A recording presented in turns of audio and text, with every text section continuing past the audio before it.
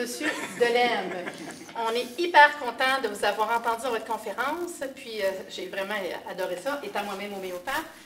Puis j'aimerais que les gens sur le site ici connaissent un peu ce que vous avez compté aujourd'hui, en fait. Un petit résumé de la conférence d'aujourd'hui. Vous avez parlé de quoi? On a parlé de l'utilisation des nosodes, donc comme traitement ou prévention des maladies, notamment en cas d'épidémie.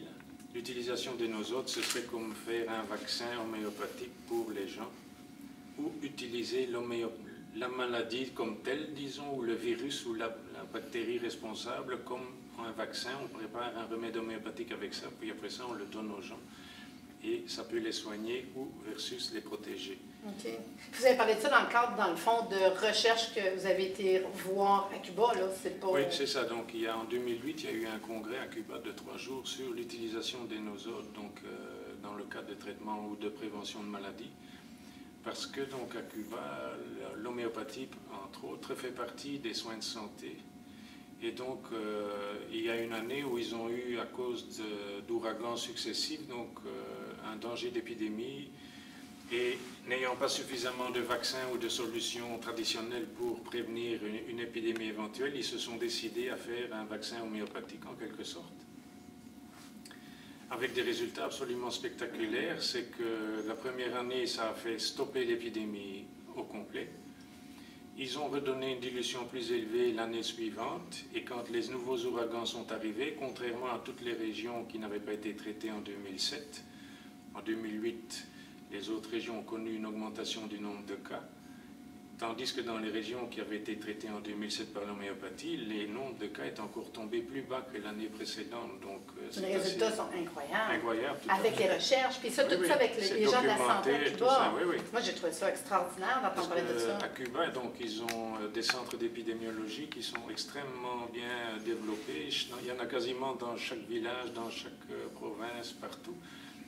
À la semaine, donc toutes les semaines, ils ont des rapports extrêmement précis sur tout ce qui se passe dans l'île, s'il y a une maladie qui se développe à un certain endroit, si ça se développe à d'autres, s'il y en a partout. Ils sont au courant exactement de la situation, quasiment heure par heure.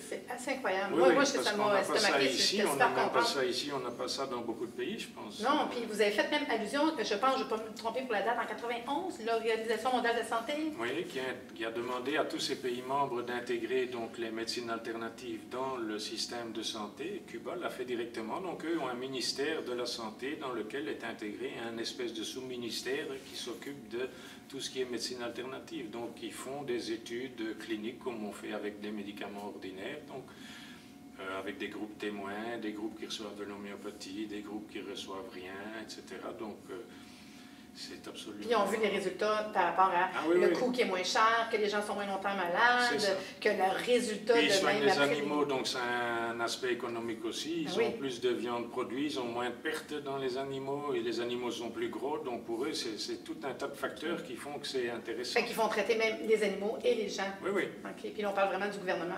C'est sûr que c'est notre rêve ici, si on avait des ouvertures comme ça. Puis on disait aussi qu'en Europe, c'est pareil, dans le fond. Là. En Europe, on a quand même les médecins qui font de l'homéopathie, qui font de l'ostéopathie. Oui, mais de mener des études cliniques comme ils font à Cuba, non, j'ai jamais vu ça nulle part. En tout cas, peut-être en Inde, là, qui s'en fait aussi. L'Inde est un pays très ouvert à ce niveau-là aussi, mais sinon, comme à Cuba, ça c'est vraiment quelque chose de incroyable, hein? Je trouve ça super beau. Puis votre travail, c'est quoi? Faites-vous encore de l'homéopathie? Êtes-vous homéopathe? On fait de l'homéopathie, et puis j'ai un laboratoire qui fabrique des produits homéopathiques à Québec, Homéodel, donc et voilà. Un passionné d'homéopathie. C'est ça. C'est intéressant. Puis, la dernière question que je voudrais vous poser, en fait, ça serait l'association. C'est une association de ressources et de recherche et en fait, de la santé. Là. Fait qu'on est l'association Ressources et Références en santé. Puis, ce qu'on veut, c'est de savoir, vous, ce qu'on croit nous autres, c'est tout le monde ensemble pour la santé. Vous, qu'est-ce que vous en pensez de ça? Oui, c'est ça. À Cuba, ils n'ont pas ça ne leur pose pas de problème. L'homéopathie complète l'allopathie ou vice-versa, parce que c'est sûr qu'il y a des moments où on a besoin d'antibiotiques, on a besoin d'une opération, où on a besoin d'une poche de sang ou des choses comme ça, donc on ne peut pas rejeter l'une ou l'autre. Mais eux, on sont parvenus à intégrer le tout, donc il n'y a pas de compétition entre les différentes façons de faire. Ils utilisent la magnéthérapie, ils utilisent des plantes chinoises, n'importe quoi, donc Ce qui compte pour eux, c'est que le malade soit guéri. Le plus tôt possible et dans le meilleur Dans les résultat meilleures et moins conditions. cher possible aussi, Oui, parce que c'est ça, monétairement... mais la façon de le guérir n'importe peu. C'est que ce soit l'allopathie ou l'homéopathie, pour eux, ça, c'est pas un problème. C'est que le malade soit guéri. C'est ça qu'on oublie beaucoup dans nos pays à nous. Très heureuse d'avoir entendu votre conférence. Puis dire aux gens que si vous voulez de l'information sur M. Luc Delaine, consultez sa fiche sur le site, ses coordonnées, des questions à poser. Il va même avoir plusieurs informations sur la conférence pour les membres directement sur le site Internet. Fait que je vous remercie beaucoup. Merci.